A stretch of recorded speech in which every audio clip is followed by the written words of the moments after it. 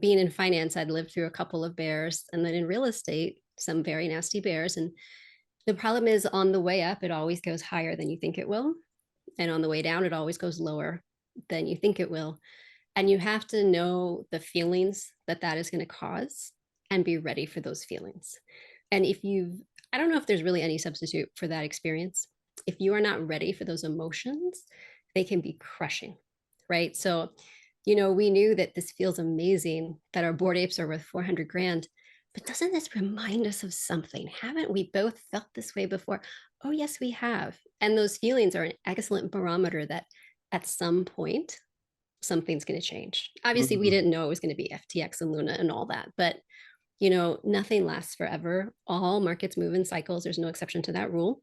So on the way up, we were always taking profits. We were always making plans for when the music stops, what can we do? What will LandVault do when things slow? How will we change our marketing? Who will we start to approach as clients? Because you can't get ready for that after it's already happened. Hmm. Emotional fortitude and experience.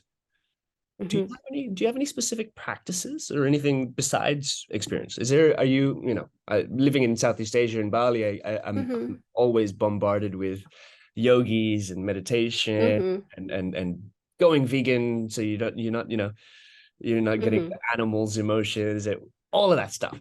I'm interested. Do you have anything like that, or habits, routines, maybe one-liners again? I mean, I think all of my emotional fortitude came from a sorted variety of crappy life experiences and, personal crises and things. And you learn over time, you gain insight into those feelings and what those feelings mean.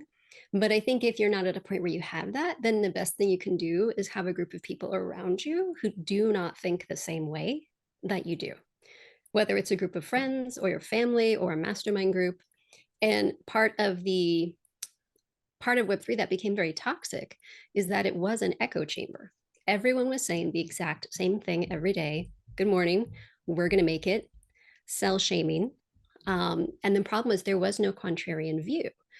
If there Mm, had been some voices saying that over and over, maybe people would have paused and said, well, there's more than one possibility. It was kind of like being a Bitcoin maxi, right? There are other coins out there.